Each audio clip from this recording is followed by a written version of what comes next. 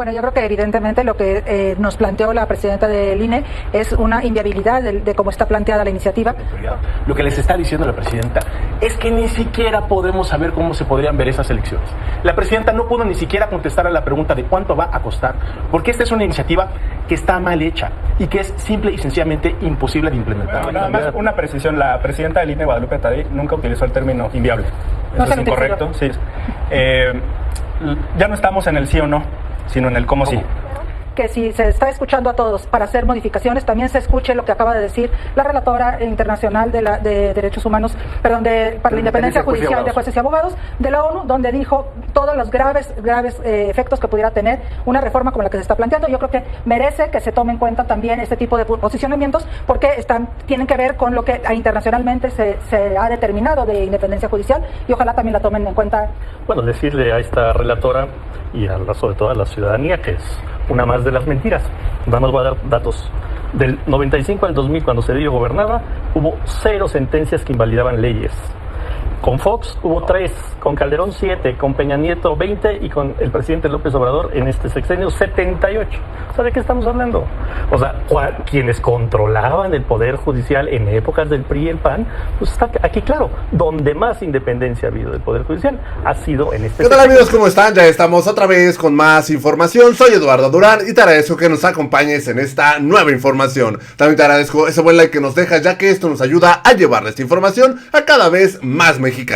Es lunes 5 de agosto del 2024. Estamos arrancando la semanita con toda la actitud y vámonos con la información porque es lunes de debate. Y es que en el espacio de Milenio estuvo el senador César Cravioto de Morena, también estuvo el diputado Hamlet Almaguer, una pieza clave de esta reforma al Poder Judicial, y estuvo una magistrada de la Suprema Corte de Justicia. Se dieron un agarrón tan fuerte porque esta señora dijo que la presidenta del INE, Guadalupe Tadei, había dicho que la reforma al Poder Judicial es inviable, a lo cual Hamlet Almaguer obviamente la paró en seco y le dijo: a ver, la presidenta nunca utilizó la palabra inviable, y que te quede claro, se lo dijo de frente. Ya no es sí o no a la reforma, ahora es cómo sí. ¿Cómo sí? Por eso estamos haciendo estos parlamentos. Es un hecho. Ya no hay para atrás. Ahora hay que ver cómo se hace. Y para eso son los parlamentos. Para buscar las opiniones de expertos. Pero que les quede claro. Esto ya no es de un sí o un no. Esto es de cómo sí. Vamos rápidamente a ver lo que sucedió en este debate, porque la verdad es que le dieron durísimo, pero durísimo a esta magistrada, y obviamente estaba un prianista ahí de achichincle ayudando a esta magistrada. Vamos rápidamente a ver este agarrón, porque les digo, estuvo buenísimo. Vamos a escucharlo. Bueno, retomamos la mesa de debate de M22H sobre la reforma judicial, y hoy le doy la bienvenida a la magistrada María Emilia Molina, presidenta de la Asociación Mexicana de Juzgadoras, a Hamlet García Almaguer, diputado federal de Morena, a Javier Martín Reyes, investigador del Instituto de Investigaciones Jurídicas de la UNAM, y a César Cravioto, senador de Morena. ¿Cómo les va? Muy buenas noches. Bienvenida, bienvenidos. Buenas noches, gracias. Vámonos directo, porque esta semana tuvimos foro de reforma judicial en la Cámara de Diputados, y fue muy interesante la participación de la presidenta consejera del INE, Guadalupe Tadei, quien presentaba varias preguntas respecto al mecanismo en el que se estaría llevando a cabo la elección de jueces, de ministros, de magistrados. Quedan muchas dudas de lo que ella dijo ahí. Ella dice que hay muchas preguntas que se tienen que responder. Yo les planteo directamente para abrir esta mesa, estas dudas que plantea Tadei no hablan de que hay todavía muchos huecos, muchas dudas, muchas preguntas que no se resuelven, o simplemente es parte del proceso que se resolverá en las secundarias. María Emilia. Bueno, yo creo que evidentemente lo que nos planteó la presidenta del INE es una inviabilidad de cómo está planteada la iniciativa, porque simplemente el hecho de que se tengan que poner a voto popular al mismo tiempo todos los candidatos para más de 1,700 personas juzgadoras realmente haría inviable. En México, en la Ciudad de México solamente son más de 400 personas juzgadoras a nivel local, más 380 aproximadamente a nivel federal, 6 candidatos por cada una de las personas juzgadoras, y nos darían 2 tomos de selección amarilla para que votáramos, ¿no? Entonces, y habría que cada una de las personas que van a votar tendrían que estar viendo quién es el candidato mejor para 1,700 lugares, y entonces solo federales más todos los locales. Yo creo que es inviable. César.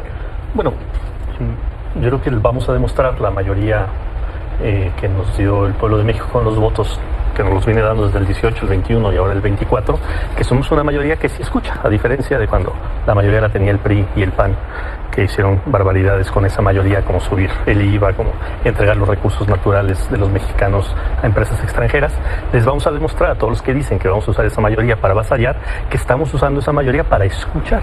Y parte de escuchar es incorporar planteamientos que nos están haciendo pues todos los sectores, no solo los que hablan en estos foros que organiza la Cámara de Diputados y la Cámara de Senadores, sino también lo que nos está diciendo la gente en los foros populares que estamos haciendo en plazas públicas.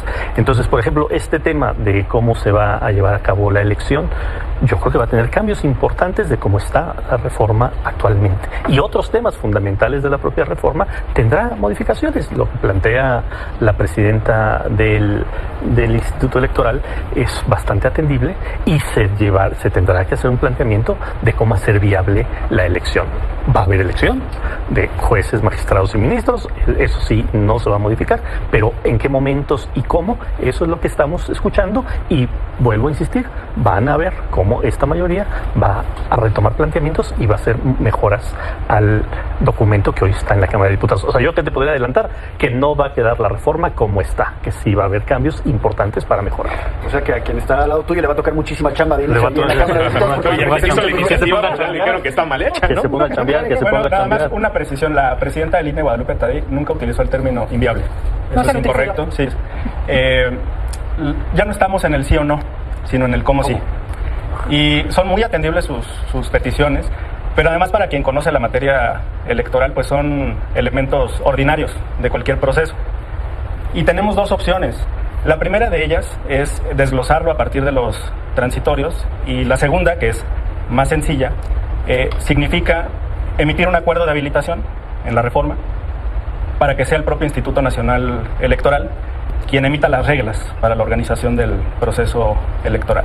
En cada proceso el INE emite algo así como 250 acuerdos votados por el Consejo General del Instituto, que regulan desde la calidad del papel para las boletas y dónde se imprimen, hasta el tipo de letra y el número de ubicaciones para las mesas directivas de casilla. Aquí hay un elemento muy importante que tiene que ver con el presupuesto. Tuvimos más de 160,000 casillas en el país, pero solamente se ubicaron en 83,000 domicilios. Entonces depende si queremos replicar el número de casillas con básica, contigua 1, contigua 2, contigua 3, o si queremos un modelo de centros de votación. Y además hay muchos elementos, muchos materiales utilizados el 2 de junio que se pueden reciclar y reutilizar. Hay otro apartado relevante que tiene que ver con la capacitación. ¿Serán los mismos funcionarios de casilla del 2 de junio con algún complemento en la capacitación? ¿O volvemos a hacer un sorteo en el Instituto Nacional Electoral de apellido y letra para definir quiénes van a someterse a esta capacitación? Pero para quien tiene una relación ordinaria con el instituto no es nada del otro mundo. Son cosas que se ven en cada proceso electoral. No hay que asustarse. Javier, yo creo que todo lo contrario. O sea, tienes a la persona, ¿no? A una de las personas que mejor conoce el sistema electoral, que es la presidenta del INE, y lo que muy amablemente, porque me queda claro que ella está en una función de autoridad, lo que les está diciendo la presidenta es que ni siquiera podemos saber cómo se podrían ver esas elecciones.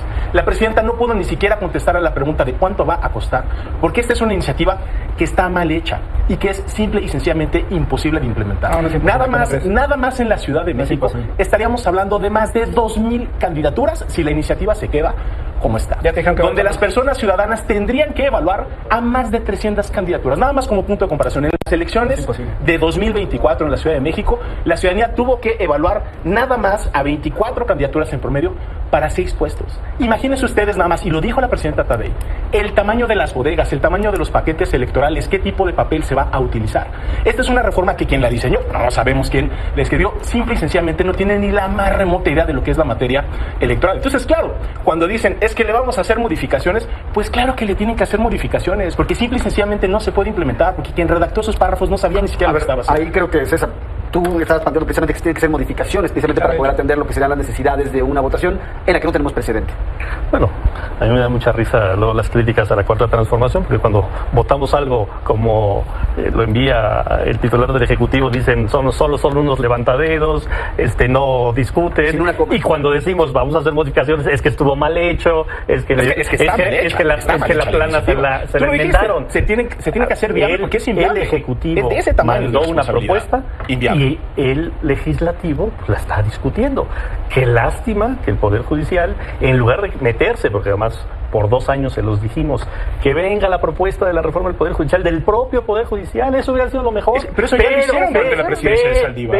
Les pusieron la iniciativa y la votaron. No lo hicieron. Claro, Pues claro que se hizo, si ya hubo una reforma judicial en el sexenio de López Obrador. Jugaron políticamente. O sea, esa reforma que ustedes votaron a que no les- les parece límites a adecuada. las interrupciones. jugaron a que les iba a ir, que iba a ser distinta el resultado electoral, y se toparon con pared, o sea, con el pueblo de México, que dijo: quiero una reforma y no quiero que haya trabas al segundo piso de la transformación. Y entonces ahora están echando para atrás diciendo: bueno, sí, le vamos a entrar a ver qué planteamientos hacemos a la reforma. Y qué bueno, nunca es tarde para ello, nunca es tarde para ello. Por eso yo estoy diciendo, esta mayoría democrática de Morena le va a demostrar a todos los que dicen que somos autoritarios que ese autoritarismo se acabó cuando llegó en el 2018 este proyecto de transformación. María Emilia. A ver, 3 puntos nada más. Primero, quien dijo que no iban a mover nada porque tenían la mayoría fue Morena, no nosotros.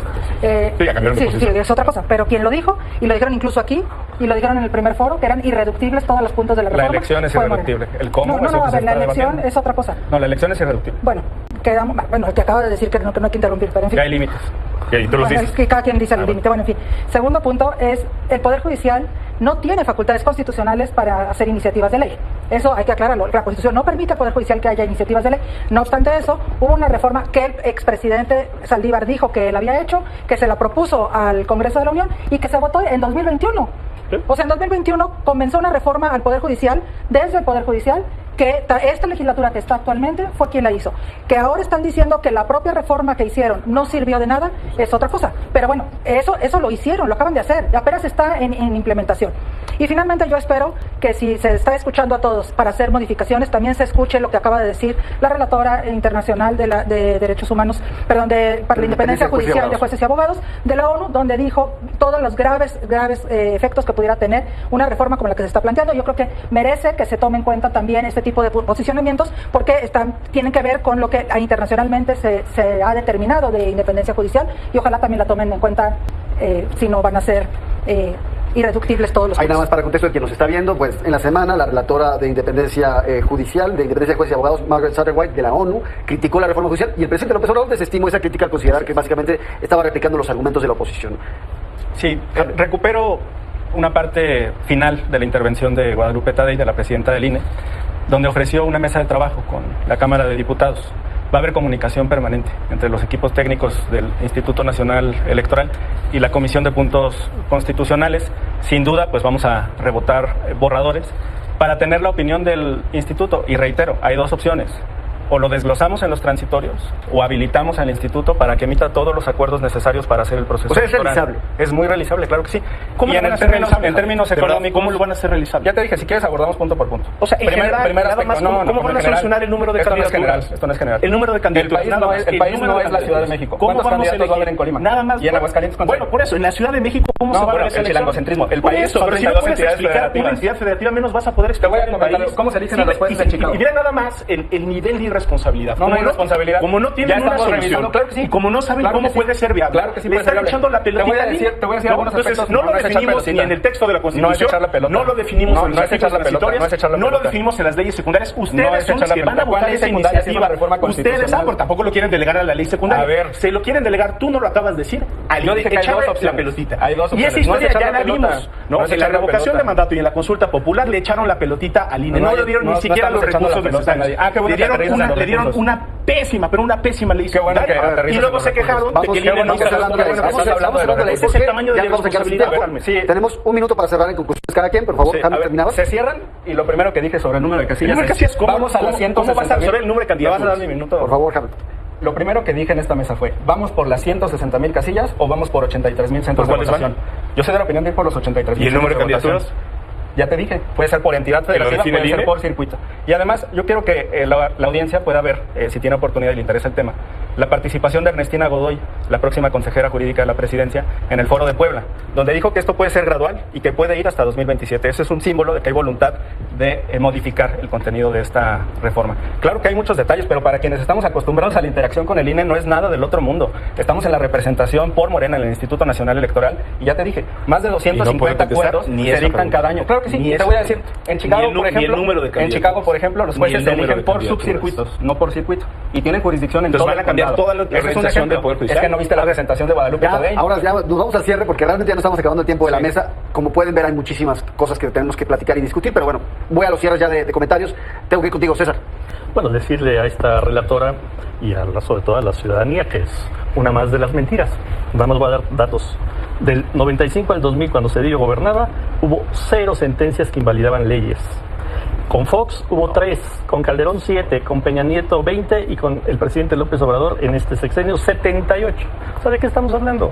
O sea, quienes controlaban el Poder Judicial en épocas del PRI y el PAN, pues está aquí claro, donde más independencia ha habido del Poder Judicial ha sido en este sexenio. Pero bueno, quienes andan muy nerviosos porque va a haber una reforma al Poder Judicial, yo les diría, tranquilícense, va a haber una reforma al Poder Judicial porque es un mandato popular. Qué lástima que hay abogados que no entienden que los mandatos populares son lo más importante para cualquier nación y para cualquier pueblo.